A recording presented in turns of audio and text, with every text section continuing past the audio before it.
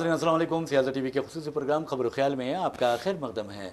मैं मोहम्मद रियाज अहमद और मेरे साथी मोहम्मद सिद्दीक। अस्सलाम वालेकुम। बहरहाल नाज़रीन, जहाँ तक खबरों का सवाल है, अब अच्छी तरह जानते हैं कि अमेरिका और हिंदुस्तान के दरमियान जो मामलत हुई है, तिजारती डील हुई है, तिजारती डील से इत्तेफाक किया गया है। और उसके बारे में आपको बता दूँ कि हमारे वज़ीर आज़म नरेंद्र मोदी खामोश हैं, उनके काबिनी वज़रा खामोश हैं। और उसके बरक्स अगर आप देखें तो अमेरिकी सदर डोनाल्ड ट्रंप ये बता रहे हैं कि उस डील में या उस मामले में किन किन चीज़ों से इत्तेफाक किया गया है, यानी वो तमाम तफसीलात जिसे वज़ीर आज़म नरेंद्र मोदी को बताना चाहिए था कौम को, डोनाल्ड ट्रंप बता रहे हैं। और अब वज़ीर आज़म नरेंद्र मोदी की तकरीर सुनने या फिर उनका ट्वीट देखने के बजाय सारे हिंदुस्तानी जो हैं वो डोनाल्ड ट्रंप के ट्वीट देख रहे हैं। और उनके सोशल मीडिया, जो ट्रूथ सोशल मीडिया है, उस पर भी उनका जायज़ा ले रहे हैं कि आखिर डोनाल्ड ट्रंप हिंदुस्तान के बारे में क्या तफसीलात बताएंगे और हिंदुस्तान के साथ जो तिजारती माहिदा तय पाया है उस बारे में क्या वो जो मतलब आप अहम जो माखिज़ हैं उसके वो बताएंगे। लेकिन अफसोस की बात यह है कि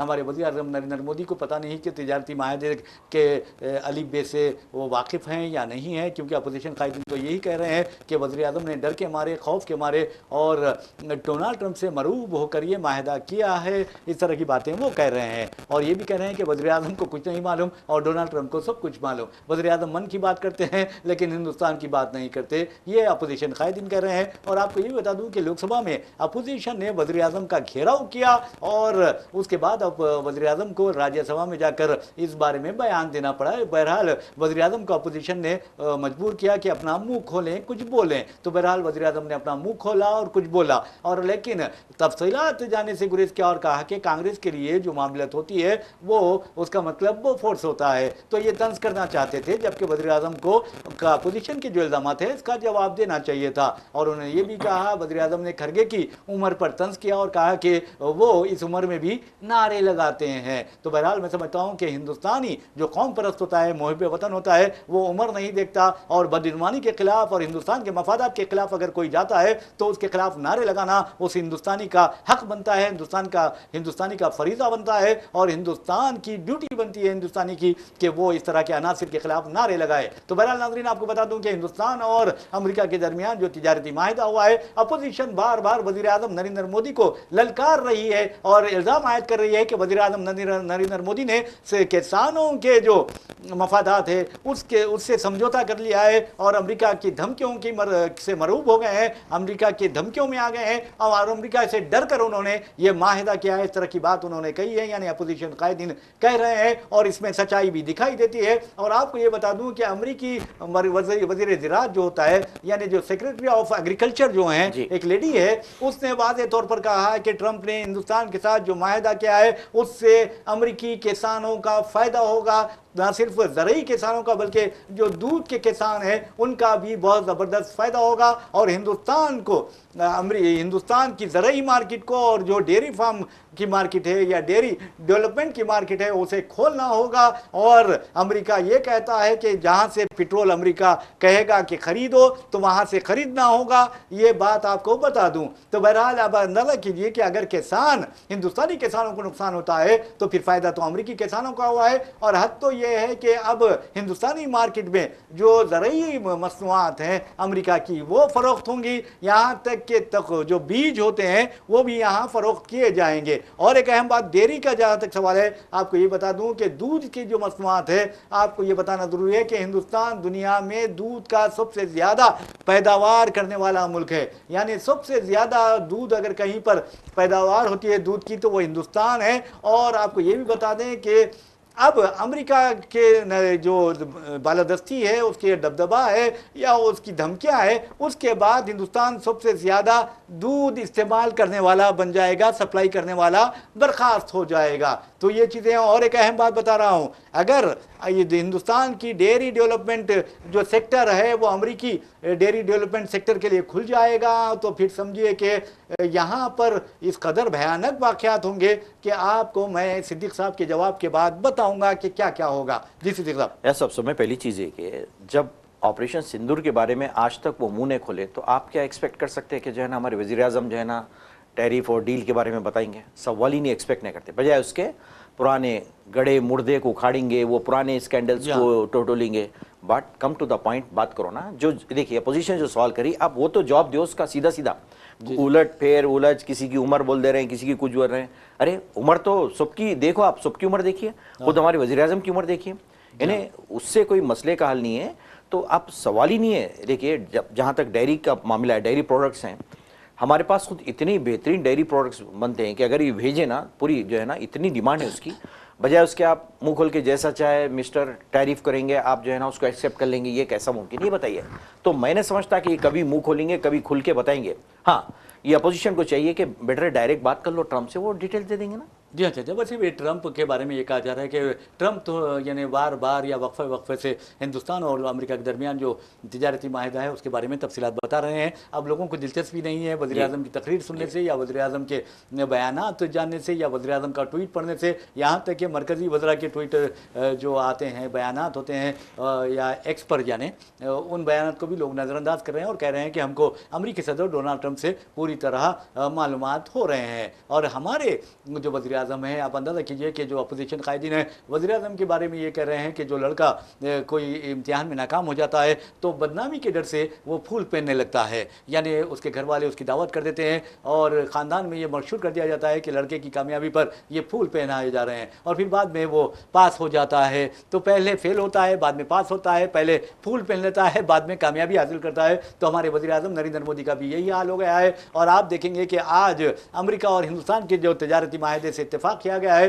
उस पर तालियां बजाई जा रही है, जश्न मनाया जा रहा है, और ऐसा हो रहा है जैसे बहुत बड़ा काम हमने कर दिया है। जबकि आपको बता दूं कि जो किसानों के मफादात है उससे समझौता किया गया है। अगर अमेरिकी किसान, अगर अमेरिकी जो ज़राई प्रोजेक्ट है वो हिंदुस्तान में आ जाएंगे तो फिर हिंदुस्तान के ज़राई प्रोजेक्ट का क्या होगा। अगर अमेरिका के जो दूध के मसनूआत हैं हिंदुस्तान में आ जाएंगे तो हिंदुस्तान में डेयरी डेवलपमेंट से जुड़े जो लोग हैं उनका क्या होगा, ये सोचने वाली बात है। और नाज़रीन आपको बता दूं, ये ऐसे ही नहीं कर रहा हूं, पूरी तरह रिसर्च करके मैं आपको बता रहा हूं कि अमेरिकी अगर दूध यहां आता है तो समझिए कि खास तौर पर जो मुसलमान हैं, मुसलमानों के जिस्म में सुअर का जो गोश्त है उसका खून है वो जाएगा, इसलिए कि अमेरिकी जो जानवर होते हैं दूध देने वाले, उनको खासतौर पर गाय वगैरह जो होते हैं, सिद्दीक साहब मैं अभी रिसर्च कर रहा था, उस पर देख रहा था कि आखिर क्या है। तो आपको बता दूं कि वहां पर जो चारा दिया जाता है, अमेरिकी गायों को जो चारा दिया जाता है, ये तो भारत माता है, अगर हिंदुस्तान की गाय है तो वो अमेरिकी जो है वो अलग चीज़ है।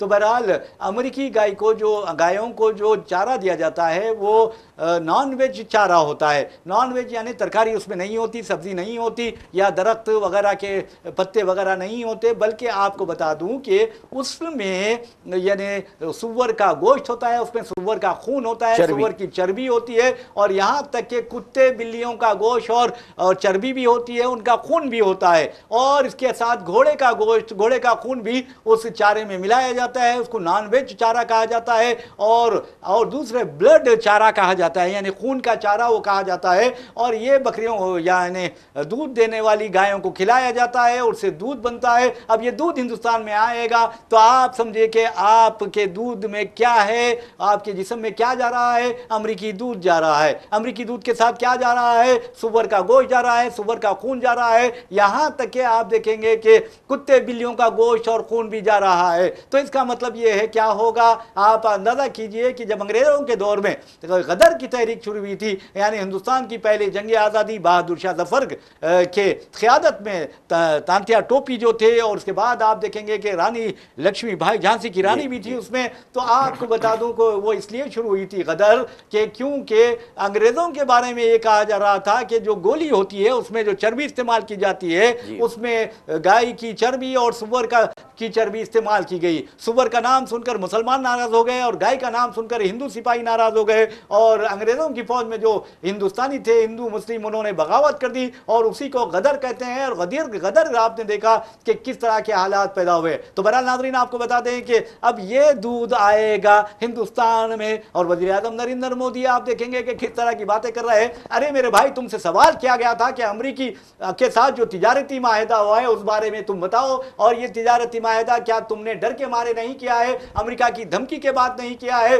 और ट्रंप ने तुम्हें डराया धमकाया नहीं है, और तुम्हें ब्लैकमेल नहीं किया है, ये सवाल किए गए थे। तो वज़ीर आज़म आप देखें, एक नाअहल तालिब इल्म होता है, जब उससे सवाल किया जाता है कि तुम इस गिलास के बारे में बताओ, तो अगर जो अच्छा तालिब इल्म होता है वो कहता है ये गिलास कांच से बनी हुई है, इसका बॉइलिंग पॉइंट और मेल्टिंग पॉइंट जो होता है उसके बारे में वो बताता है, और कहता है कि अगर बास गिलास ऐसे होते हैं, अगर उसमें बहुत ज्यादा गर्म पानी डाल दिया जाए तो गिलास टूट जाएगी, शीशा फूट जाएगा। लेकिन वज़ीर आज़म से यह सवाल किया गया कि आप ये बताइए कि जो अमेरिका के साथ माहिदा हुआ है वो उसमें आपने क्या हिंदुस्तान के किसानों के मफादात से समझौता नहीं किया है, और ये माहिदा हिंदुस्तान के किसानों के खिलाफ नहीं है, हिंदुस्तान के खिलाफ नहीं है, तुम्हें डरा कर धमका कर दबा कर ये माहिदा नहीं करवाया गया है। जब ये सवाल किया गया तो वज़ीर आज़म का काम था कि वो उसका रास्त जवाब देते, लेकिन वज़ीर आज़म गए हैं बोफोर्स में, यानी आप एक काम करो बोलकर आपको कहा जा रहा है, तो आप जा रहे हैं तेल लाने, तेल की जरूरत वहां क्या है, ये सोचने वाली बात है। जी रियाज साहब, सो में पहली चीज़ आपको किसने कहा कि ये जो है ना कि किसान जो है ना हमदर्द गवर्नमेंट है, ये तो नंबर 1 किसान मुखालिफ गवर्नमेंट है। ये लोग तो कभी नहीं चाहेंगे कि किसानों का भला हो हिंदुस्तान के। आपको तो मालूम है ज़रूरी क़वानीन का किस्सा जो हुआ है जो है ना। और दूसरी चीज़, जब मिलावट की बात कर रहे हैं, तिरुपति के लड्डू में जो है ना घी में मिलावट पाई गई जो है ना, तो कितना हंगामा मचा आप देख रहे हैं ना। तो जब वो डेयरी प्रोडक्ट्स यहाँ पर आएंगी तो क्या होगा बताइए जाना, इस समय बड़ा मसला है जाना। जी जी जी। और दूसरे कि मिस्टर टैरिफ से हम ये भी पूछ सकते हैं ना, क्योंकि आजकल हम कम्युनिकेशन डायरेक्ट मिस्टर टैरिफ से कर रहे हैं कि भाई ये जंग जो रुकी थी कि किसने रुकाई और किसके फाइटर जेट्स गिरे थे, उसका भी जवाब मिल जाएगा हमको जाना, मिल जाएगा, क्योंकि हमको तो यहाँ से नहीं मिल रहा है हिंदुस्तान से, तो हम उनसे पूछ लेंगे डायरेक्टली जाए ना। और फिर फ्यूचर में फिर क्या होने वाला है, ऑपरेशन सिंदूर का क्या हशर होने वाला है, क्या बाकी है, ख़त्म है, ये सारी चीज़ें हमको वहीं से मिल जाएंगी। आपसे डायरेक्ट सीधा सीधा जब सवाल किया जा रहा पार्लियामेंट पोजीशन की, तो आपका सीधा सीधा काम है आप बयान दे दें, बोल दें कि भाई ये माहिदा हुआ, ये इसमें छुपाने की कुछ बात नहीं है। छोड़ के जो है ना एक बोले तो एक ये अजीब व गरीब मंतीक लॉजिक है जो है ना। आप मुल्क को चला रहे हैं, इतने बड़े मुल्क को, वज़ीर आज़म है आप, सीधा सीधी बात है, ये देखो ये माहिदा हुआ, ये माहिदा एग्रीमेंट हुआ, आप लोग देख लो, इसमें कोई छुपाने वाली बात नहीं। क्यों छुपाया क्यों जा रहा, सवाल ये पैदा होता है ना कि भाई क्यों इसको राज में क्यों रखा जा रहा, ये सब में बड़ा राज है जाना, क्या वजह क्या, मतलब आप यहाँ की जो किसान है, यहाँ की डेयरी, हर चीज़ को आप डुबा देना चाहते हैं अमेरिका के दबाव में आके। ये खुल के बयान दो, फिर पता चलेगा कि हुआ क्या एक्चुअली। जी आप यकीन मानो वजीर पेट्रोलियम को जवाब नहीं दे पा रहे हैं, वजीर ज़राअत शिवराज सिंह चौहान जवाब सिर्फ खाली मार रहे हैं बैठ के, आप पार्लियामेंट में। वेलकम है, अरे मेरे भाई शिवराज सिंह चौहान तो चीफ मिनिस्टर भी रहे हैं, वो वजीर ज़राअत हैं, उनको ये बताना चाहिए, कौम को, किसानों को ये बताना चाहिए कि क्या अमेरिका के साथ जो माहिदा तय पाया है वो क्या हिंदुस्तानी किसानों के मफाद में है या हिंदुस्तानी किसानों के खिलाफ है। उसी तरह जिस तरह अमेरिकी सेक्रेटरी ऑफ एग्रीकल्चर यानी जो मरकज अमेरिका की वजीर ज़राअत है, उसने वाज़ेह तौर पर कहा है कि अमेरिकी किसानों का फायदा है, तो फिर हिंदुस्तानी वज़ीर ज़राअत तो मुजरिमाना खामोशी क्यों इख्तियार किए हुए हैं। बिल्कुल वो खुल्लम खुल्ला कह रही है कि इससे हमारा मफाद है, तो फिर बेचारी यहाँ के किसान किधर गए, तो इनको डम कर देंगे ले आके जो है ना, ले आके क्या करेंगे, यहाँ के किसानों का क्या होगा बताइए।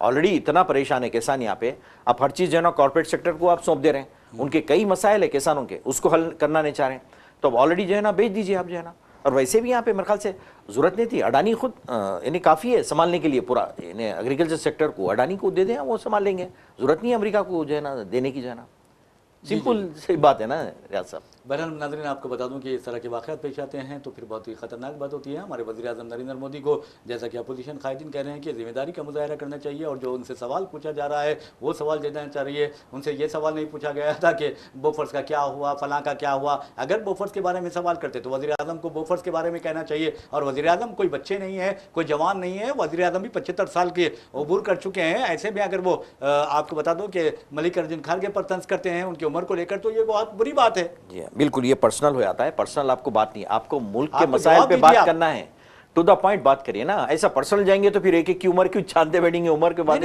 बोखलाहटपन का हुआ है। वही अगर आप सही जवाब नहीं देते तो इसका मतलब आप बोखलाहट का शिकार हो चुके हैं। आपके पास नहीं है जवाब देने के लिए, आप जरूर जो है ना सौदा किए हैं, इसका मतलब है कि मुल्क के मामलात में सौदा किए आप अमेरिका से, इसलिए आप छुपाए रहे जो है ना खाद। अच्छा ऊपर देखिए आप ये जो बैठे हुए हैं टट्टू टाइप के ये स्पीकर वगैरह, इनका भी काम नहीं होता, कि भाई ये मसला पूछा गया, आप जवाब दें। ये स्पीकर स्पीकर्स को आदत होती है बात करने की। आप पब्लिक स्पीकर्स की बात कर रहे हैं आप, जी जी जी। तो पब्लिक स्पीकर्स जो होते हैं अपने आप को पब्लिक स्पीकर्स कहते हैं, लेकिन अजीब व गरीब वो बातें करना शुरू कर देते हैं। अरे मेरे भाई, आप मुल्क के मफाद में बात कीजिए। आप ये बताइए कि मुल्क को किस तरह तरक्की करनी चाहिए। क्या मुल्क मजहबी खुतूत पर लोगों को तकसीम करने से तरक्की करेगा? क्या मुल्क अक़लियतों को मार पीट करने से तरक्की करेगा? या SC को नंगा करने से मुल्क तरक्की करेगा? ये सोचने वाली बात है। या मुल्क तालीम के जरिए तरक्की करेगा, मुल्क इत्तेहाद और यकजहती के जरिए तरक्की करेगा? ये बताइए। आपको अगर दिमाग होगा तो आप सोचेंगे। साहब देखिए, बड़ा हंगामा शोर शराबा होता है कि पार्लियामेंट का बजट इजलास होगा, ये मसाइल तय होंगे, अपोजिशन को जो है ना लेक्चर दिया जाता है, तुम लोग खामोश बैठ के सुनो, जरा अदब से जो है ना रहो, वो करो जो है ना। जब शुरू होता है तो ऐसे ड्रामाबाजी चलती है वहाँ पे। जी जी, कितना लाखों का नुकसान है, बताइए, एक दिन का नुकसान। अब देखिए, अमेरिकी डॉलर के मुकाबले में रुपए की कदर जो है तकरीबन 2 यानी 92 रुपए तक पहुंच गई है। और आप अंदाजा कीजिए कि डॉक्टर मनमोहन सिंह के दौरे हुकूमत में जब 55 रुपए थी यानी वैल्यू जो डॉलर के मुकाबले में, तो उस वक्त अमिताभ बच्चन से लेकर जूही चावला से लेकर अनुपम खेर से लेकर अक्षय कुमार तक चीख रहे थे, चिल्ला रहे थे, परेशान हो रहे थे, मर रहे थे। लेकिन अब कौन मर रहा है? कोई देख लफ्ज नहीं बोल रहा है। आप क्या हालांकि 92 रुपए हो चुका है, इसकी शर्म नहीं आती है लोगों को? पूरे खामोश बैठे हुए हैं, पूरी गोदी मीडिया भी इस कदर डरपोक हैं ये। जी हाँ, मैं तो समझता हूं कि डरपोक होने से ज्यादा मर जाना अच्छा चाहिए लोगों को। क्योंकि इतने लोग, रियाज साहब देखिए, इतने घबराए हुए, सहमे हुए हैं, इनके घर पे सीधा ईडी पहुंच जाएगी, सीधा इनकम टैक्स वाले पहुंचे, इसलिए घबराए हुए लोग एक लफ्ज बोलने के लिए तैयार नहीं, वरना रेडी हो जाइए, जेल को जाइए, फिर खामोश, वही उनका होने वाला है। तो इसलिए मसले थे सब खामोश बैठे हैं, डर खौफ के मारे खामोश बैठे हुए हैं। यानी डर का माहौल है, खौफ का माहौल है, किसी को बोल नहीं सकते, किसी को आज़ादी नहीं है, कुछ भी नहीं बोल सकते जाना, सीधा डिक्टेटरशिप की तरफ ही जा रही है गवर्नमेंट जाना। जी जी। बहरहाल नाज़रीन, मैं समझता हूँ कि जो मुहिब वतन हिंदुस्तानी होता है वो यही कहेगा कि हमें ना अमेरिका की परवाह करनी चाहिए, ना किसी और मुल्क की परवाह करनी चाहिए, कि हिंदुस्तान कोई एक मामूली मुल्क नहीं है। हिंदुस्तान एक अजीम मुल्क है, कि हिंदुस्तान एक अजीम गंगा जमनी तहजीब की नुमाइंदगी करने वाला मुल्क है, वहदत वहदत में यकीन रखने वाला मुल्क है। और इस मुल्क को अगर आप इस तरह की तबाही और बर्बादी तो दो चार कर देंगे, दूसरों के पास रहन रखवा देंगे, जैसा कि राहुल गांधी ने कहा है कि सरेंडर कर दिया है मोदी ने हिंदुस्तान को, तो आप अंदाजा कीजिए, जाइए, मोदी अगर जाते हैं, झुक जाते हैं, तो हमें कुछ लेना देना नहीं है, हिंदुस्तान को झुकने नहीं देंगे। जी हाँ, बिल्कुल जो है ना। अब तो मामला मईशत का आ गया ना, सब कितना अहम ये ना रेड के डी है, ये जो है ना बैकबोन है मईशत, और खासतौर पर एग्रीकल्चर हिंदुस्तान की 70% जो लोग हैं वो हिंदुस्तान के ज़राई शोबे पर जिंदा है, उसी पे डिपेंड है। और सारे लोगों की जो है ना, जो खाने की जो आग है, भूख प्यास की, कौन बिठाते हैं? वो किसान ही है, अन्नदाता कहा जाता है किसान, उनका ही काम है, वो लोग करते हैं। और अब उनके बारे में जाके आप जो है ना, आप जाके कॉम्प्रोमाइज कर लेते हैं, तो ये कैसी अजीबोगरीब नहीं हुकूमत है, मेरी समझ से बाहर है। ना खाऊंगा ना खाने दूंगा, अजीबोगरीब नारे। अरे मेरे भाई, खाने दीजिए, आवाम भूखी है। अच्छा, नारे आप लगाते हैं, इल्जाम किस पे देते? खरगे पे। जी हाँ जी। देखिए आप, अजीबोगरीब, बेटी बचाओ बेटी पढ़ाओ, अरे मेरे भाई, बेटियों की इज्जतें लूटी जा रही है। आपका हर नारा जो है वो खोखला साबित हो गया है। कुछ भी नहीं है, प्रैक्टिकली कुछ भी नहीं है, खाली नारी के हद तक है जाना, लेकिन जमीनी हक़ाइक़ उसके बरक्स हैं। ये कुछ भी नहीं है, खाली बकवास है, खाली जाना। आप करके बताओ, प्रैक्टिकली देखो, फिर अवाम भी आपके साथ हो जाते हैं। कितना फ़ायदा होता है मुल्क का, कितना फ़ायदा आवाम का, वो तो करने को तैयार नहीं। खाली बस बड़े बड़े दावे, बड़े बड़े बातें जो है ना, कभी मन से बात निकलती है, कभी दिमाग से निकलती है, कभी दिल से, क्या क्या है जाना पड़ा।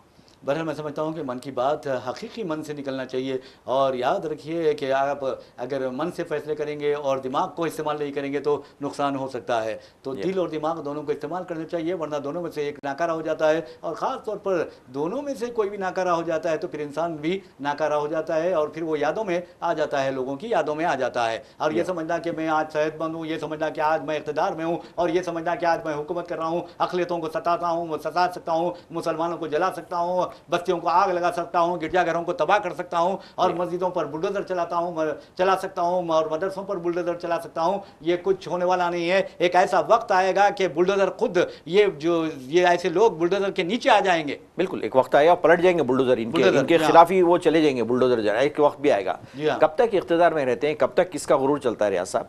हर एक का जो है ना इनकलाब आता है, रेवोल्यूशन आता है, हर एक में तब्दीली हर जगह आती है। ये जो है ना ज़माने का रूल है, ये तरीक़ा है जाना। आप बच नहीं सकते, ज़्यादा दिन तक बच नहीं सकते। आप कब तक जुल्म ज़्यादती करेंगे, आवाम से कितना खिलवाड़ करते रहेंगे? ना जॉब्स हैं, महंगाई का आलम देखिए, कोई चीज़ की कीमतें देखिए आप, ऊपर से जो है ना फिर हमारी मईशत पे आप सौदा कर रहे हैं जाके जो है ना। तो ये कितना जो है ना मतलब भोंडा मजाक है, आप बताइए जाना। बिल्कुल आपने सही कहा। जैसा कि मैंने आपको बताया नाजरीन, जहाँ तक वज़ीर आज़म नरेंद्र मोदी का सवाल है, नरेंद्र मोदी बेटी बचाओ बेटी पढ़ाओ का उन्होंने नारा दिया था, बहुत ज़बरदस्त नारा था और मैं समझता हूँ कि एक पुरकशिश नारा हमारे वज़ीर आज़म नरेंद्र मोदी ने दिया था। लेकिन आपको बता दूँ कि जिस वक्त यानी 15 अगस्त था और उस वक्त वज़ीर आज़म लाल किले से तकरीर कर रहे थे और खिताब करते हुए उन्होंने नारी शक्ति की बात की थी। और आप देखेंगे दूसरे दिन गुजरात की बेटी बिल्किस बानो के जो रेपिस्ट थे, जो कातिल थे, उसकी बेटी के जो कातिल थे, उसके साथ अरकान ख़ानदान के जो कातिल थे, उन लोगों को वज़ीर आज़म नरेंद्र मोदी की डबल इंजन हुकूमत ने यानी दिल्ली की और मरकज़ी और रियासती बीजी हुकूमत ने उस उम्र कैद की सज़ा या सज़ाए मुकम्मिल होने से पहले रिहाई दे दी थी। बेटी बचाओ बेटी पढ़ाओ, क्या प्यारा नारा वज़ीर आज़म ने दिया था और उसके धज्जियाँ खुद वज़ीर आज़म नरेंद्र मोदी ने उड़ा दिया। और वो भी बिल्किस बानो केस में मुलजिमीन को यानी दलालों को, फ़िरका परस्त कुत्तों को और आपको बता दूं कि जानियों को, रेपिस्ट को, मर्डरर्स को, किलर्स को उन्होंने सज़ा से पहले ही रिहा करने का हुक्म दे दिया था, कार्रवाई भी दी थी, क्योंकि मरकज़ी वज़ारत दाखिला और रियासती वज़ारत दाखिला की तरफ से ये इक़दाम किए गए थे। और वज़ीर आज़म बड़े परे यानी बशान से लाल किले में कह रहे थे नारी शक्ति और गुजरात की बेटी के साथ उन्होंने इस तरह का सलूक किया। और ये मैं गारंटी से कह सकता हूं कि इस तरह का सलूक सिर्फ मुसलमान होने की वजह से किया गया था, इसमें कोई दो राय नहीं हो सकती। और आपको बता दूं कि वज़ीर आज़म जिस तरह कहते हैं बेटी बचाओ बेटी पढ़ाओ, बहुत ही पुरकशिश नारा है, ये मैं चैलेंज से कहता हूं कि बहुत अच्छा नारा है। लेकिन उस नारे का ऐसा लगता है कि वज़ीर आज़म की हुकूमत में, योगी हुकूमत में, डबल इंजन जो हुकूमत है उसमें उस नारे को से खिलवाड़ किया गया है। उस नारे का बदनुमा जो चेहरा है वो मंजर आम पर आया है। और आपको ये भी बता दूं कि खास तौर पर आप अंदाजा कीजिए कि किस तरह के हालात पैदा हो गए हैं। उत्तर प्रदेश में 3 लड़कियों ने खुदकुशी कर ली है। कोरियन जो है यानी सोशल मीडिया का असर देखिए। मैं वो बात कर रहा हूं बेटी बचाओ बेटी पढ़ाओ का जो वाकया हुआ है महाराष्ट्र में, आपको बताता हूं, गूंगी बहरी लड़की ना बोल सकती है ना सुन सकती है। और आप बता दें वज़ीर आज़म का नारा मेरे कानों में गूंज रहा है बेटी बचाओ बेटी पढ़ाओ, तो आपको बता दूं 20 साल की उम्र है, गूंगी बहरी है। और आपको बता दूं कि उसके साथ 1 नहीं 2 नहीं 17 लोग मुकाला करते हैं। और वो लड़की एक 17 साल नौजवान एक बूढ़े की शिनाख्त करती है और कहती है कि इसने मेरे साथ रेप किया था इन लोगों ने। और लेकिन आपको बता दूं वो लड़की हामिला हो जाती है और होने के बाद अब DNA जो टेस्ट किया जाता है, यानी आपको बता दूं कि जो जेनेटिक डेटा ऑफ फीटस का जांच की जाती है, तो उसकी बुनियाद पर क्या आपको बता दूं कि बेटी बचाओ बेटी पढ़ाओ तो वो बाप उसका जानी निकलता है। तो अब अंदाज़ा कि बाप इस तरह की हरकत करता है और वज़ीर आज़म नारा लगाते हैं बेटी बचाओ बेटी पढ़ाओ, तो क्या पढ़ाएंगे क्या बचाएंगे? बाप से नहीं बच रही है बेटी, तो अब अंदाजा लगाइए। तो सिद्दीक साहब आपको बता दूं कि उस लड़की के जो लड़की है वो लड़की के पेट में दर्द होता है, वो बेचारी बोल नहीं सकती सुन नहीं सकती, अपनी दादी को पेट की तरफ हाथ रखे हुए कहती है कि मेरे पेट में दर्द दे रहा है और ऐसा लग रहा है कि कीड़े रेंग रहे हैं। तो बहरहाल उसे एक अस्पताल से रुजू किया जाता है और रुजू करने के बाद वहां मालूम होता है कि लड़की 5 माह की हामिला है। तो अब उसके बाद ये जो अस्पताल पहुंचाते हैं, अस्पताल वाले पुलिस को इत्तला देते हैं और पुलिस फौरी DNA टेस्ट करवाती है, उसके बाद बाप को गिरफ्तार कर लेती है। तो ये हालात हिंदुस्तान में लड़कियों के साथ हो रहे हैं, यह हालात हिंदुस्तान में औरतों के साथ हो रहे हैं, यह हालात हिंदुस्तान में अक़लियतों के साथ हो रहे हैं, दलितों के साथ हो रहे हैं। जी हाँ, अब आप ये हाल ही देखिए ना, सिंगर्स को जो छोड़े, रेपिस्ट को जो है ना, अरे हाईकोर्ट क्या किया, हाईकोर्ट किस बुनियाद पर भाई छोड़ देती है आसानी से, बासानी से, जाओ तुम जो है ना बिल्कुल मासूम है, छोड़ दिया उसको, एंजॉय करो जाओ और रेप करो जाके। मतलब वही है ना फिर, न तो फिर तुमको और एक पार्टी टिकट देती क्योंकि तुम जेल जाके है ना। अरे मेरे भाई कम से कम ये सोचना चाहिए कि आज ये नौजवान दलित कम उम्र दलित लड़की के साथ इस तरह की हरकत कर रहा है, अगर उसकी बेटियों के साथ, उसकी बीवी के साथ, उसके माओं के साथ अगर कोई इस तरह की हरकत करता तो मैं ये गारंटी देता हूं अगर उसमें गैरत होती तो वहीं पर मर जाता, जिंदा मर जाता हो। एहसास नहीं है ना रियाज साहब, नाम का जो है ना, जमीन नाम की कोई चीज नहीं है ना यहाँ पे, क्योंकि ये पॉलिटिक्स में आ गया जो है ना, उसको खत्म हो गई हर चीज, कोई चीज नहीं मालूम उसको, इंसानियत क्या है नहीं मालूम उसको। फिर राम राज की बात करते हैं, क्या राम राज में ऐसा होता है? बहुत बड़ी बड़ी बातें करते हैं, बातें करना अलग है, लेकिन जो है ना ये चीजों पे आप रेपिस्ट को छोड़ दे रहे हैं, सजा नहीं दिए तो फिर आप ये केसेस निबट जाते। रेप क्या बताइए जो ना, फूल मालाएं पहना रहे हैं आप उनको छोड़ के, फूल मालाएं पहना रहे हैं, कैसे जो है ना हमारे संस्कार के लोग हैं मालूम, क्या इसलिए फूल संस्कार? पिला रहे जो है ना। अजी संस्कार तो उस वक्त खत्म हो गए थे जब आपको बता दूं कि किस तरह जो ज़रई क़वानीन के खिलाफ एहतजाज हो रहा था, तो एक मरकजी मुमलिकती वज़ीर दाखिला का बेटा आपको बता दूं कि 6 किसानों को अपनी गाड़ी में कुचल देता है। क्या वज़ीर आज़म का बयान उस पर आता है? बिल्कुल, अभी भी आजाद फिरा, खुल्लम खुल्ला फिरा है, कोई उसके ऊपर चार्जशीट कुछ नहीं बिगाड़ सकता क्योंकि वो बीजेपी का है। बीजेपी का है, इसलिए आराम से फिर रहा है जो है ना। अदालतें भी कुछ नहीं कर उसकी सकती। वीडियो गवाह है, वीडियोस में क्लियर जो है ना, जो मार के जो लेके जा रहा है, गाड़ी चला रहा है, अदालतों के लिए चैलेंज है वो। बिल्कुल, अदालतें भी जो है ना खामोश बैठी हुई हैं, कोई बोलने के लिए तैयार नहीं है। ये बहुत बड़ी है ना सानिया है, बहुत बड़ा हिंदुस्तान के लिए जो है। जी जी जी। तो बहरहाल आप देखेंगे कि जिस तरह जेनेटिक डेटा ऑफ फिटस निकाला गया और उसकी बुनियाद पर यह कहा कि बाप जो इस कदर दलिंदर था उसने ये काम किया है, तो आप अंदाजा कीजिए कि किस तरह की हरकतें हो रही है। और बेटी बचाओ बेटी पढ़ाओ का नारा ये लगा रहे हैं। अरे तुम्हारे नारे पूरे खोखले साबित हो चुके हैं। सबका साथ, सबका विकास, सबका विश्वास, सबका, आप इस तरह की बात करते हैं लेकिन सबके साथ विश्वासघात किया गया है। जी हाँ, ये सबका लफ्ज निकाल देना रियाज साहब, सबका जरूरत नहीं है यहाँ पे, सबका हो ही नहीं रहा, तो कहेंगे सबका विकास के, सबका जो निकाल देना चाहिए। बीजेपी का विकास, बीजेपी का साथ, सब बीजेपी उनके का लोगों विश्वास, का ये होना चाहिए। पूरे कॉर्पोरेट जो लोग हैं, उनके दोस्त जो हैं उनके, उनका विकास होना चाहिए, उनका होना चाहिए। इनकी जरूरत नहीं है, आम सबका जरूरत ही नहीं, हो ही नहीं रहा, तो आप रख के क्या फायदा जो है ना, उल्टा कैसा कहते हैं जो है ना। तो ये जो है ना इनकी जो है ना, ये तो आदत है इनकी जो है ना रियाज साहब। अरे मेरे भाई आओ उठो, तो रुपए की कदर वो गिरती जा रही है डॉलर के मुकाबले में, उठो। बिल्कुल जो है ना, बहुत यानी बहुत बड़ा सोने का है, चांदी का है, डॉलर है, पेट्रोल है, हर चीज़ के देखे आप, रेट्स का देखिए, आलम देखिए। कभी इस पे तो काबू करिए, बात करिए, बजाय इसके कि शोर शराबा हो हुआ करके पार्लियामेंट का इजलास खत्म, बर्खास्त, मुलतवी कर दिया था सेकंड डे के लिए। यानी शर्म है, पब्लिक तुम्हारी आवाम बैठ के देखना चाह रही कि आखिर क्या कर रही है हमारी हुकूमत हमारे लिए, फ़ायदे की भलाई के लिए।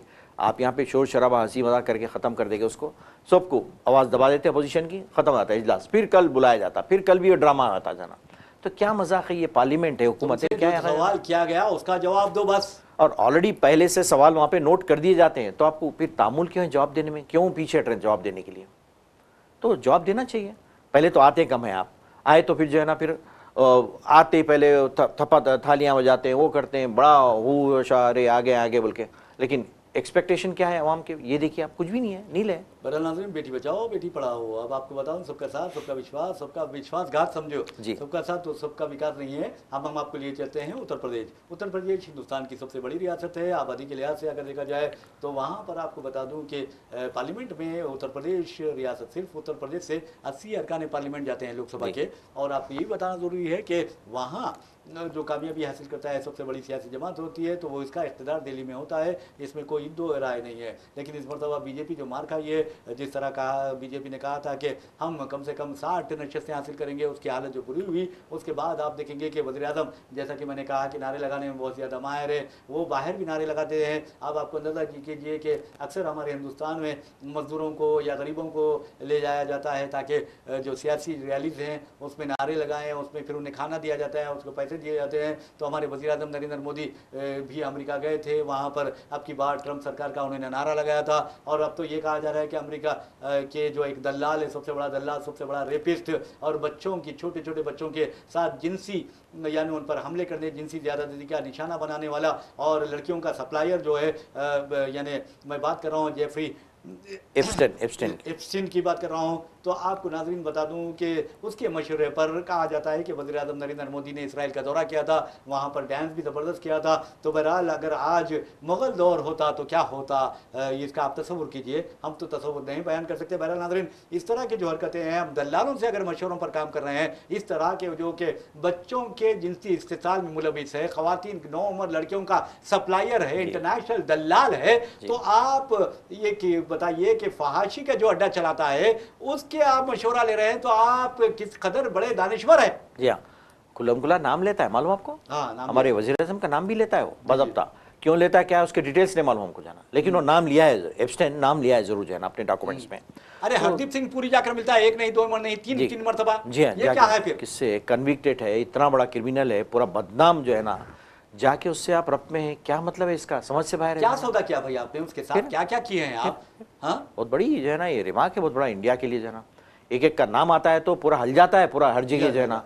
अजीब भाई लेबर पार्टी का जो है बरतानिया क्या उसका एक लीडर है, उसने इस्तीफा दे दिया है शर्म के मारे। जी हाँ बिल्कुल जो है ना, उसका नाम आते ही इस्तीफा दे दिया हो जो है ना पूरा, शर्म के मारे दे दिया, शर्म थी, गैरत थी उसके पास। और बरतानिया की रॉयल फैमिली के बच्चे सबका नाम है, एंड्रयू का नाम आ गया, बिल्कुल नाम आ गया। बाकायदा उसकी फोटोज हैं पूरे, उन्हें क्या कर रहा है उसके फोटोज बताता है पूरे कंप्लीट। अरे ट्रम्प के आए हैं, जो है ट्रम्प की है जो है ना, सबके के पास तो आप अंदाजा कीजिए कि क्या है वहां। ट्रम्प के लिए तो कोई अहमियत नहीं है जो है ना। फिर बिल क्लिंटन का है, हिलारी क्लिंटन का भी नाम है उसमें जो है ना, और ये माइक्रोसॉफ्ट के जो है इनका भी, हाँ बिल गेट्स का भी नाम है। बिल गेट्स का तो कई दफा नाम आया, फोटोज के साथ आया उनका तो जो है, नए नए इनोवेशंस किए होंगे। जी जी जी, रशियंस के साथ जो है ना बताया गया, उनके साथ ताल्लुकात जो है ना, बीमारी होगी उनको। अच्छा एआई जो भी, जी जी बीमारी, जी हाँ भरपूर फायदा उठाया होगा, बिल्कुल जो है ना, हाँ आर्टिफिशियल इंटेलिजेंस का भरपूर फायदा उठाया होगा।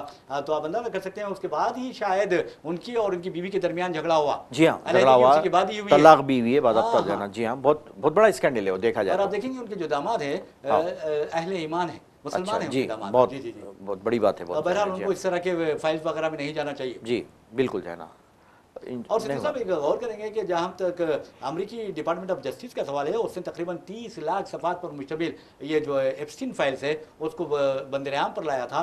उसके बाद ही हिंदुस्तान और अमेरिका के दरमियान तिजारती माहिदा हुआ है, तो कहीं ये ब्लैकमेलिंग का नतीजा तो नहीं है? बिल्कुल, देयर इज समथिंग रॉन्ग, कुछ है लिंक, कुछ ना कुछ है इसका ज़रूर, जिसके से जो है ना बहुत जल्दी ये माहिदा तय पा गया जो है ना। और फिर वो अच्छा बताइए, अच्छा परसेंटेज भी देखिए आप, जस्ट 25 से गिर के 18, और इनो जीरो क्या मिल रहा, क्या मैं सोच में बाहर हो जाना ने 7% अगर वो कम कर देता है मिस्टर टैरिफ, तो क्या फायदा होने वाला है हासिल आपको, मेरे समझ से बाहर है। आप जीरो क्यों करें भाई? जी हाँ, उसको फिर वहां से निकाल के जीरो कर दिया आप जान। ये 18% कर रहा है टैरिफ, तो हाँ। आप 18% करना था आपको। बिल्कुल, आप भी करना चाहिए था। फिर तो आप इसका खातर डरते क्यों हैं?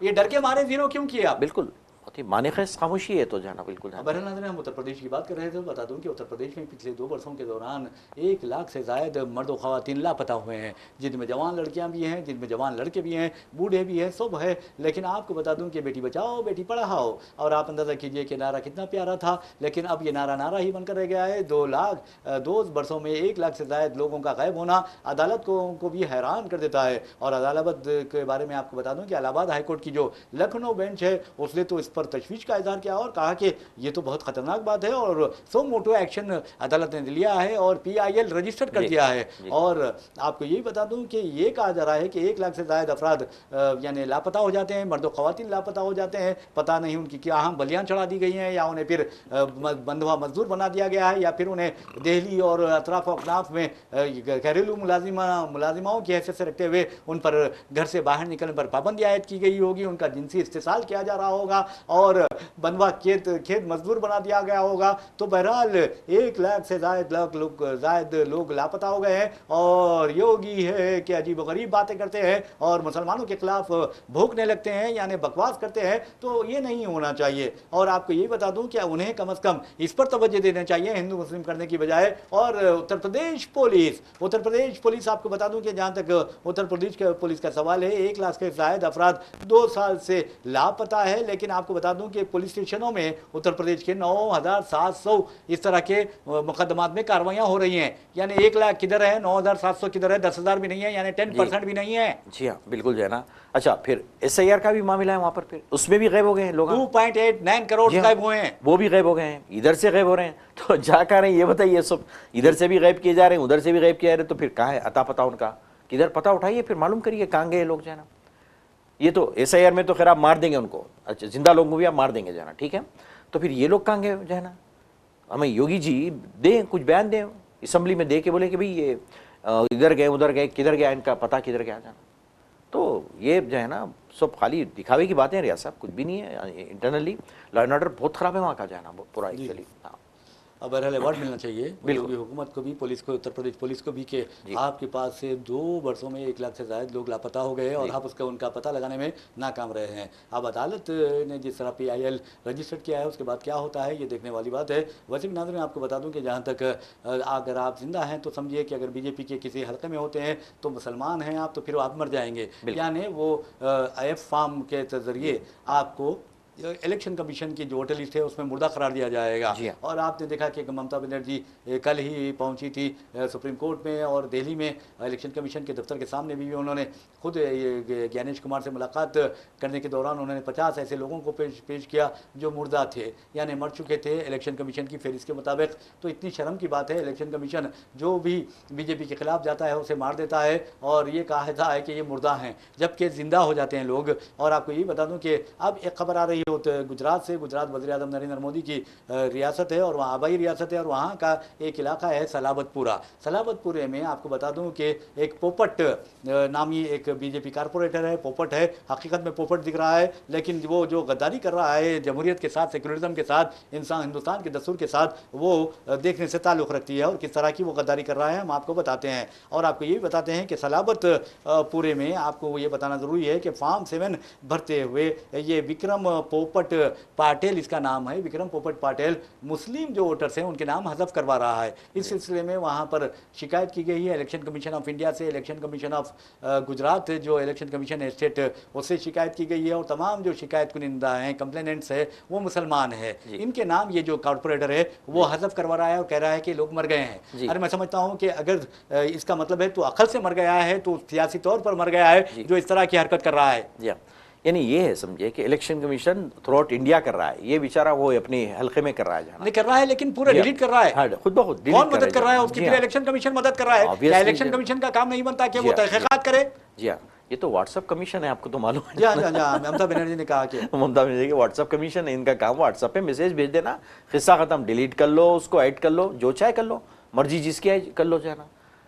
जो बूथ लेवल ऑफिसर है वो बेचारे वो कुछ भी नहीं कर सकते लोग। अरे हालिया अरसे के दौरान अब राहुल गांधी देखिए कि बिहार के जो मुर्दे थे, मुर्दा वोटर्स, उनके साथ चाय पी है उन्होंने। जी हाँ बिल्कुल जाना, जी हाँ बताइए जो है ना, मर चुके थे वो तो, अकॉर्डिंग टू इलेक्शन कमीशन वो तो मर चुके थे, लेकिन राहुल गांधी ने उनके साथ चाय पी है, चाय नोशी की है, चाय पे चर्चा किया है। तो फिर ये क्या है? मतलब इनमें इतनी ताकत है कि लोग मरे हुए को जिंदा भी कर सकते हैं आराम से। इलेक्शन कमीशन के पास इतना पावर है कि उसमें नई रूह डाल के फिर उसको जिंदा करके नाम ऐड कर देते हैं इनका। ये मौत तक जारी रहेगा, बिल्कुल ये चलता रहेगा। और इस पे जो है ना सब खामोश बैठे हैं, सब खामोश बैठना चाहिए। और खास बात ये कि आसाम में नहीं होगा, आपको पता है आसाम ऐसे नहीं होगा कहते जो है ना, बताइए आप क्यों? आसाम अलग स्टेट है, वहाँ पे जरूरत नहीं है SIR की। जब हर स्टेट में करा रहे हैं आप, तो वहाँ पे क्यों नहीं कराते?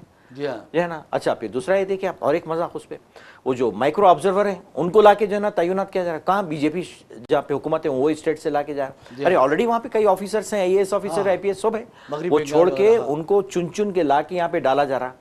देखिए आप खुल्लम खुल्ला कितना करप्शन हो रहा है, कितना करप्ट मामला हो गया है सिस्टम पूरा। करप्ट बयास्ड, यानी तासुब, जानिबदारी का मुजाहरा हो रहा है। करप्शन तो अलग है, जानिबदारी वो तासुब जो हो रहा है ना, वो इंतहाई खतरनाक होता है मुल्क के लिए। खुल्ला हो रहा है जो है ना, कोई पूछने वाला कोई बोलने वाला नहीं है इनके लिए जो है ना। बेचारी एक ही है, बेचारी चीख रही जाके, वो बंगाल की जो है ना ममता बनर्जी चीख पुकार कर रही है, सुप्रीम कोर्ट तक चलेगी, अंदर जाके चीफ जस्टिस से मुखातिब कर रही है।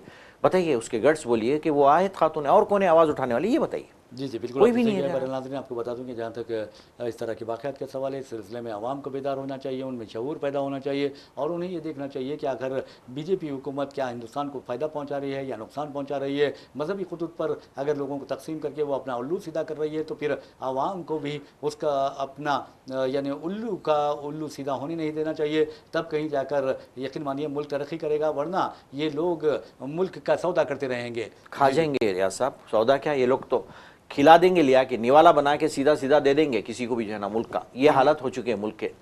बेचारे क्या बेरोजगारी होगी, बेचारे क्वालिफाइड लोग, अच्छे एजुकेटेड लोग, बेचारे बच्चे अनपढ़ लोग।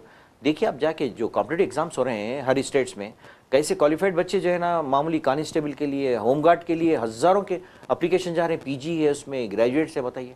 तो इतना बुरा हाल ये लोग करके रख दिए जो है ना, बताइए जरा। और सारा फ़ायदा जो है ना अपने और जो दोस्त हैं, कॉर्पोरेट दोस्त हैं, उनको जाता है, उनके जेब में सारी चीज़ें जाती हैं। आम भलाई के, आम पब्लिक के लिए क्या हो रहा काम, ये बताइए। नाज़रीन आपको तेलंगाना लिए चलते हैं। तेलंगाना में आप अच्छी तरह जानते हैं कि बल्दी इंतखाबात होने वाले हैं तेलंगाना में, और वैसे भी आप देखेंगे 11 फरवरी को तकरीबन 116 बल्दियात और 7 कारपोरेशन के इंतखाबात होने वाले हैं, रायदही होने वाली है, और 13 फरवरी को नताइज का ऐलान कर दिया जाएगा। ख़ास तौर पर आप देखेंगे कि जहाँ तक नताइज के ऐलान का सवाल है, अब तेलंगाना के बल्दी इंतखाबात में ये कहा जा रहा है कि कम अज़ कम यानी रियासती इलेक्शन ऑफिस के या इलेक्शन ऑफिसर जो हैं, state election officer Telangana state election commission जो है उसके हवाले से मैं आपको बता रहा हूँ। उसके हवाले से ये खबर मंजर-ए-आम पर आई है कि कम अज़ कम 12 यानी कारपोरेट हलकों में यानी बल्दियाई हलकों में कांग्रेस के उम्मीदवारों का बिला मुकाबिला इंतखाब अमल में आया है, जबकि 2 पर बीआरएस उम्मीदवार बिला मुकाबिला यानी मुत्तफ़िक़ा तौर पर मुंतखब हुए हैं। तो बहरहाल ये बहुत बड़ी बात है कि चलिए बिला मुकाबिला इंतखाब हो रहा है। वैसे भी ये जो 14 नशस्तों पर बिला मुकाबिला इंतखाब हुआ है उनका ताल्लुक़ 3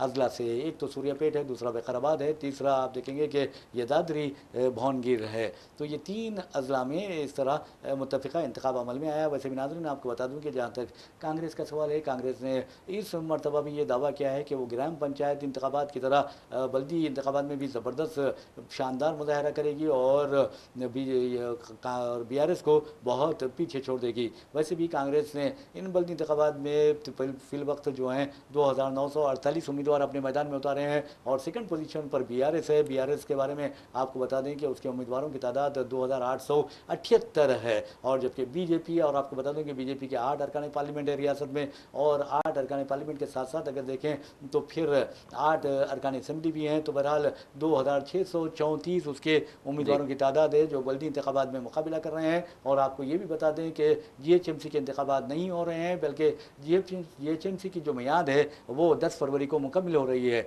उसके बाद ही कुछ फैसला किया जाएगा कि जीएचएमसी के इंतखाबात कब करवाए जाएँ। वैसे भी आप देखेंगे कि मलकाजगिरी है, हैदराबाद है और एक जो है वो यानी आप अंदाज़ा कर सकते हैं कि मैं बात कर रहा हूँ हाईटेक सिटी की जो है वो 3 बल्दियात में तकसीम किया जा रहा है। हर बल्दिया में 100 वार्ड होंगे यानी 300 वार्ड्स पर इंतखाबात होने वाले हैं। तो ये भी एक अहम बात है। तो बहरहाल नाज़रीन आपको ये बताना ज़रूरी है कि किस तरह यानी बल्दी इंतखाबात में हुक्मरान कांग्रेस और फिर अपोजिशन बीआरएस का मुकाबला हो रहा है और बीजेपी यही चाहती है कि अपनी मौजूदगी का एहसास दिलाए। लेकिन आपको बता दूँ कि जो ग्राम पंचायत इंतखाबात हुए थे उसमें कांग्रेस ने 67% नशस्तों पर कामयाबी हासिल की थी, बाकी नशस्तों पर बीआरएस ने और फिर कुछ नशस्तों पर यानी 600 के चिल्लर नशस्तें थी उस पर बीजेपी ने कामयाबी हासिल की थी। और बीजेपी जो खुद को हिंदुस्तान की ही नहीं बल्कि सारी दुनिया की सबसे बड़ी पॉलिटिकल पार्टी कहती है, सियासी जमात करार देती है, मेंबरशिप की बुनियाद पर उसने इंतहाई बदतरीन मुजाहरा किया था। क्या करेंगे अवाम? सिर्फ तकरीब आपका जो है ना ऑब्जेक्ट है, खाली आपका मकसद क्या है? हिंदू मुसलमान डिवाइड करो। तो आवाम को मालूम है इससे तो तरक्की होने वाली नहीं है, लिहाजा उखाड़ के फेंक देते हैं। उनको मालूम है बीजेपी का है क्या एजेंडा, ये बताइए। कभी ये लोग तरक्की की बात करते हैं, कभी देखिए लोग बात करते हैं क्या, देखिए सिर्फ हिंदू मुस्लिम, नाम चेंज करो, उसका ये करो, हम आएंगे तो ये चेंज कर देंगे, इसका नाम चेंज कर देंगे। कभी भी ये लोग, आप इनकी तकरीर सुनिए, कभी भी ये लोग कभी तरक्की की बात करें, कुछ भी ये लोग हम आएंगे तो जो है ना इतने स्कूल्स कायम, इतने कॉलेज, इतने जो है ना ये चीज़ें टेक्निकल इंस्टीट्यूट कायम करेंगे, ये करेंगे, इतने रोज़गार इससे पैदा करेंगे हम। कुछ भी नहीं है एजेंडा, देखिए लोगों का जाना। सिर्फ आते हैं हमारे वज़ीर दाखिला आते हैं, सीधा चारमीनार के मंदिर पे आके जो पूजा करते हैं, यही है आपका एजेंडा जाना। क्या बोले तो हम जो है ना थे वो वजह है मैच फिक्सिंग का नतीजा है वो। जी जी जी जी वहाँ पर क्यों आते हैं? मैच फिक्सिंग के लिए बिल्कुल, आते हैं बिल्कुल। और वो आवाम अच्छी तरह जानते हैं। वैसे भी नाज़रीन आपको एक और खबर की जानिब लिए चलते हैं। जैसा कि SIR के बारे में हम आपको बताया था कि किस तरह हैदराबाद में भी SIR तेलंगाना में भी शुरू किया जाने वाला है और फिर फैमिली मैपिंग भी शुरू हो चुकी है, ये भी हमने आपको बताया था। तो याद रखिए कि रियासत तेलंगाना में जो SIR किया जा रहा है सबसे पहले 2002 में, चाहे आपके दादा दादी नाना नानी का नाम 2002 की जो फहरिस्त राय दहिंदगान या वोटर लिस्ट में नाम है तो आपको डरने घबराने की कोई ज़रूरत नहीं है। यानी 2002 के SIR वोटर लिस्ट को देखिए, आपके नाना का, आपके नानी का, आपके दादा, आपके दादी का, आपके वालिद और वालदा का यानी अम्मी और अब्बा का अगर वोटर लिस्ट में नाम है, भाई बहन का वोटर लिस्ट में नाम है तो आपको घबराने की ज़रूरत नहीं है। पहले ये अच्छी तरह ऑनलाइन चेक कर लीजिए। आप अपने घर बैठे ही अपने मोबाइल पर भी चेक कर सकते हैं, आप अपने कंप्यूटर सिस्टम पर भी चेक कर सकते हैं और आप कहीं और भी चेक करवा सकते हैं। तो बहरहाल 2002 की वोटर लिस्ट की बुनियाद पर आपके नामों को ये किया जाएगा। इसके अलावा आप देखेंगे फादर है, मदर है और मैटरनल ग्रैंड फादर यानी जो नाना है, नानी है और दादा है, दादी है या फिर आप माँ बाप हैं तो उसके बाद आपको कोई परेशानी की ज़रूरत नहीं होगी। लेकिन अगर 2002 की फहरिस्त में आपका नाम नहीं होगा तो इस मामले में आपको तमाम तफसीलात से आगाही हासिल करनी होगी। उसके बाद आपको वैसे भी सियासत TV और सियासत अखबार के साथ साथ आपको बता दूं कि जनाब आमिर अली खान की जानिब से कायम करदा सियासत हब फाउंडेशन की जानिब से इस सिलसिले में माहिरीन की लेक्चर सीरीज़ का आगाज़ होने वाला है। उसमें आपको बताया जाएगा कि किस तरह इस SIR में अपने आप को तैयार करें, SIR से अपने नाम जो हज़फ करने की जो साजिशें हो रही है उसको नाकाम बनाएं। जी हाँ, बिल्कुल जो है ना यानी बहुत ही अलर्ट होने की ज़रूरत है, क्योंकि ये लोग चाह रहे हैं कि कम ज़्यादा से ज़्यादा मुसलमान ग्राम को जो है निकाल के फेंका जाए। तो इस सिलसिले में अपने डॉक्यूमेंट्स वगैरह सब रेडी रखिए, और गाइडेंस ज़रूरी है महल्लावारी सतह पे, और इवन जो है ना मसाजिद की जो कमेटीज़ हैं वो लोग भी जो है ना इसमें गाइड कर सकते हैं सारी आवाम को, क्योंकि आवाम उनके ताबे होते हैं, सुनते हैं उनकी बात। तो सब मिलके जो है ना मुश्तरका कोशिश के ज़रिए से ये काम हम अंजाम दे सकते हैं, ताकि मैक्सिमम जो है ना नाम ऐड कराया जा सके इसके अंदर जाना। बहरहाल नाज़रीन, एक और खबर की जानिब हम आपको लिए चलते हैं। हिंदुस्तान में सरकारी स्कूलों की तादाद में जो गिरावट आ रही है उसके बारे में हम आपको बताएंगे। 5 वर्षों में बताया जाता है कि कम से कम 18,000 सरकारी स्कूल्स बंद हो गए हैं हिंदुस्तान के मुख्तलिफ रियासतों में। और ये मैंने एक और बल्कि मरकज़ी वज़ीर तालीम जयंत चौधरी ने राज्यसभा में ये बात बताई है। और आपको ये बता दूँ कम्युनिस्ट पार्टी ऑफ इंडिया मार्किस्ट के जो रुकन पार्लियामेंट है जॉन ब्रेटास के एक सवाल का जवाब देते हुए उन्होंने यह बात बताई है। और आपको ये भी बताया, उन्हें आदादुशुमार जो उन्होंने पेश किया है उसके मुताबिक 2020-21 में स्कूलों की तादाद, सरकारी स्कूलों की तादाद 10,32,019 थी, जो 2024-25 में घटकर 10,13,322 हो गई है। तो इससे अंदाज़ा होता है कि कम से कम 18,000 स्कूल्स बंद कर दिए गए हैं। जबकि तेलंगाना के लिए अच्छी बात यह है कि तेलंगाना में बताया जाता है कि सरकारी स्कूलों की तादाद में 42 का इजाफा हुआ है। बहुत बड़ी बात है ये। और जो है ना इसकी मेन वजह रियासत साहब एक ही चीज़ है, देखिए इंफ्रास्ट्रक्चर नहीं है, ना पे कोई ट्रेन मिलता है, वहाँ पे कोई सहूलतें नहीं है। यानी कंपेयर करेंगे प्राइवेट स्कूल्स के, इनके पास कोई चीज़ मौजूद नहीं है रियासत साहब, इसलिए आहिस्ता आहिस्ता जो है ना लोग बंद होते जा रहे हैं ना। यानी गवर्नमेंट अगर कोशिश करे तो वो बंद नहीं होंगे। आप जैसे आपको मालूम है केजरीवाल ने कितनी अहम कोशिश की थी मालूम है स्कूलों के लिए, बेहतरीन स्कूल्स का जाल बिछा दिया था गवर्नमेंट के उन्होंने जो है ना, और लोग जो है ना उसमें एडमिशन के लिए तरसते थे। दिल्ली में मालूम है ना केजरीवाल के टाइम पे लोग की लाइन लगती थी और उनको एडमिशन नहीं मिलता था, तो उन्होंने ऐसा मैर उसका बुलंद किया था। तो वो बेसिस पे करना चाहिए। हुकूमत ना फंड्स देती है ना उनको मदद करती है, और असाइजा का तो मालूम है आपको, इंफ्रास्ट्रक्चर कुछ भी नहीं होता है, नीचे बैठ के ना टॉयलेट्स बराबर होते हैं, उसमें कोई चीज़ नहीं होती है। तो फिर कौन शरीक कराएगा वो स्कूल में गवर्नमेंट की, बताइए अपने बच्चों को, सवाल ही नहीं है। वो लामाला जो है ना वो कॉर्पोरेट स्कूल्स हैं, प्राइवेट जो कॉलेज स्कूल्स हैं उसकी तरफ जो है ना वो जाएंगे पूरा। यानी आप सहूलतें दीजिए। गवर्नमेंट कितना आसानी से कह दे रही कि इतने बंद हो गए, अरे क्यों बंद हुए उसकी वजूहत तो देखो, उसको कोशिश करो ख़त्म करने की। गवर्नमेंट स्कूल्स में आप जो है ना ज़्यादा से ज़्यादा भर्ती होने के लिए, फिर भी यहाँ पर आपको मालूम है कभी नाश्ता दिया जाता है बच्चों को, यहाँ पे खाना प्रोवाइड किया जाता है यहाँ के स्कूल्स में, गवर्नमेंट स्कूल्स में जाना। तो ऐसी कोशिशें करनी चाहिए ताकि इंकरेज हो सके जो है ना पेरेंट्स को कि बच्चों को अपने दाखिल करें यहाँ पे सहूलतें बोल के। तो वो आप करेंगे नहीं तो फिर आप बंद होंगे तो क्या खुल जाएंगे, नहीं हो जाना। तो ये है गवर्नमेंट की पूरी कोशिश होनी चाहिए रियासत साहब कि कैसा करना चाहिए, इसका मैार कैसा बढ़ाना चाहिए, रिजल्ट्स की तरफ तवज्जो देना चाहिए। और इंफ्रास्ट्रक्चर जो है देखिए, फर्नीचर नहीं होता है, कोई चीज़ नहीं होती है। इवन आपको मालूम है रिसेंटली सुप्रीम कोर्ट ने कहा है कि जो है ना इसमें जो है ना टॉयलेट्स प्रोवाइड किए जाए, ना पैड्स प्रोवाइड किए जाएँ, खाने का इंतजाम किया जाए। ये सुप्रीम कोर्ट का रिसेंट रूलिंग है ना, लास्ट वीक की जो है ना। तो ये जो है ना तवज्जो देने के बजाय बड़ी आसानी से हमारे मिनिस्टर कहते हैं कि इतने हज़ार बंद हो गए, अरे कई को बंद हुए, क्या है जाना। यानी कितनी जो है ना इतना भी ख्याल नहीं है उनको कि आसानी से बोल दे रहे अरे क्यों बंद हुए, रीजंस तो देखो, पलट के जाना। सही आपने कहा है। वैसे भी जम्मू कश्मीर में बहुत ज़्यादा स्कूल बने हुए हैं। आसाम में 2008 स्कूल बने हुए हैं, उड़ीसा में 1631, हिमाचल प्रदेश में 1116 और कर्नाटक में 947 स्कूल्स बंद कर दिए गए हैं। लेकिन नाज़रीन आपको बता दूं कि क्या कल वज़ीर-ए-आज़म नरेंद्र मोदी जब तहरीक तशक्कुर पर, खुतबे तशक्कुर पर जिस तरह तकरीर कर रहे थे यानी करने वाले थे, तकरीर तो पहली मरतबा आप देखा कि उन्होंने नहीं भी की है, तकरीर नहीं की। तो इसका मतलब ये हुआ, ये क्या उनको उन पर हमला किया जाने वाला था कांग्रेस की खातून अरकान पार्लियामेंट की जानिब से। इस सिलसिले में जो स्पीकर ओम बिरला का ये दावा कि कुछ कांग्रेस वाले करने वाले थे, इसलिए वज़ीर-ए-आज़म को ये इजलास से जाने के लिए कहा, ऐसी खबरें भी आ रही हैं। कितनी अफसोस की खबर है, देखिए आप। जी हाँ, बिल्कुल जाना, मतलब वज़ीर-ए-आज़म की सिक्योरिटी नहीं है वहाँ पे, तो फिर क्या है, पार्लियामेंट का मकसद क्या है, कहीं के लिए पार्लियामेंट क्यों बनाई गई। जी हाँ, यानी आप जो है ना कोई सिक्योरिटी नहीं रख सकते प्रॉपरली, आपको डर है, सब मालूम है, तो फिर कहीं का मतलब ये मजाक कर रहे हैं, बैठ के पार्लियामेंट है और क्या है, क्या है बताइए जाना। बहरहाल नाज़रीन, इसी के साथ हम अपना प्रोग्राम खबरों ख्याल अख्ताम को पहुँचाते हैं। अपने मेज़बान मोहम्मद रियाज अहमद और मेरे साथी मोहम्मद सिद्दीक को इजाज़त दीजिए। इंशाल्लाह फिर मुलाकात होगी, फिर बात होगी। तब तक के लिए अल्लाह हाफ़िज़। अल्लाह हाफ़िज़।